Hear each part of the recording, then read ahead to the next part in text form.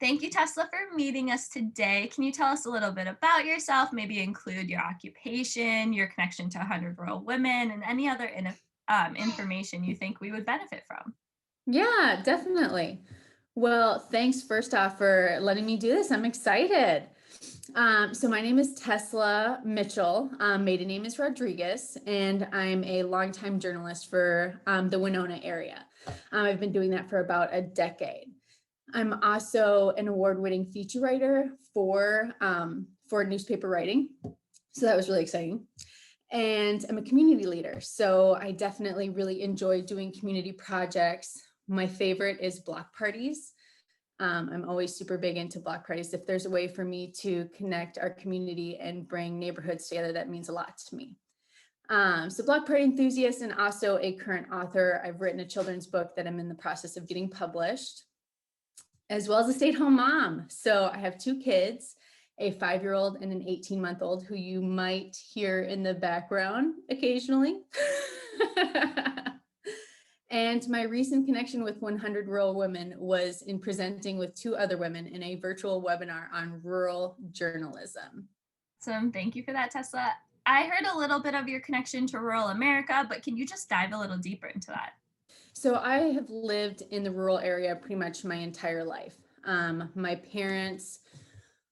My parents build fireworks, or used to. They just recently got out of that industry. But part of building fireworks is that you need to be in a rural area for that.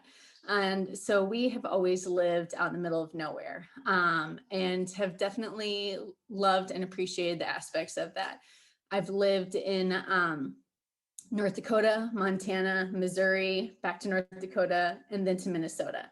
And Minnesota has been my longest residency, I would say. And so we've gotten to experience a lot of really amazing parts of rural America. It's definitely a place filled with neighborly love, and also, it's a part of it, small town gossip and outdoor beauty and a heavy dose of hard work ethics. So yeah, since being a little kid, my goal has been to build off of the strengths that I've learned in rural America to help make it a better place for everyone to live.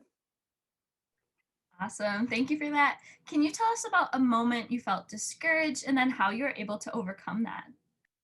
Yeah, absolutely. So I would have to say that that moment was pretty recent. Um, I recently had filed for election for our local school district, for our school board, and I lost. I lost by 26 votes. It was definitely an amazing experience, but it was also one that I had to work to not be too super discouraged about.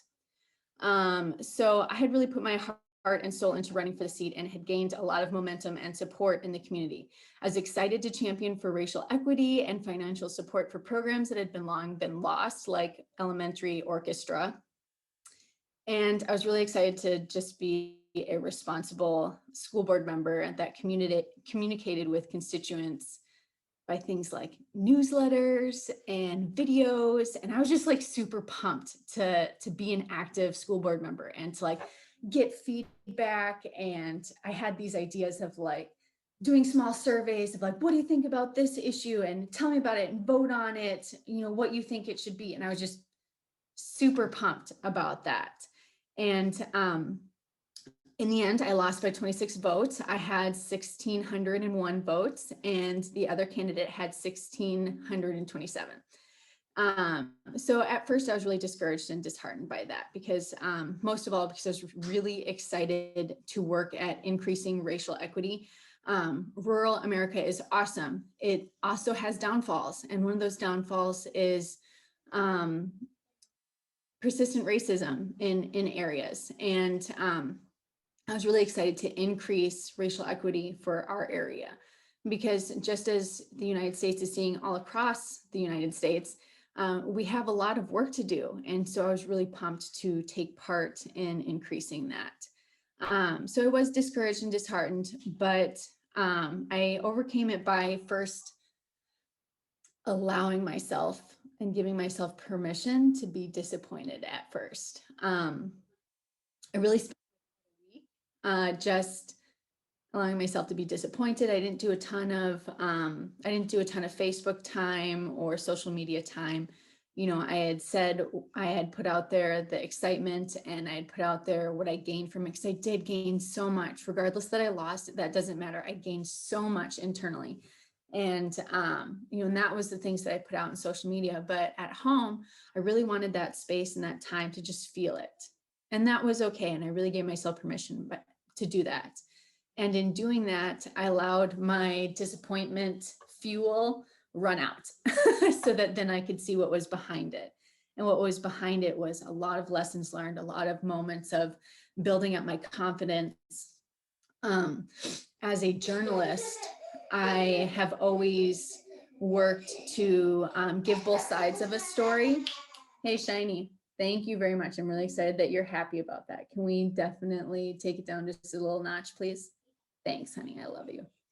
Um, so as a journalist, I had really worked to say both sides of a story, and journalists aren't usually allowed to really have strong opinions. And so for me to go out into politics and go out into the school board and go out into the community and have opinions was very much outside of my comfort zone.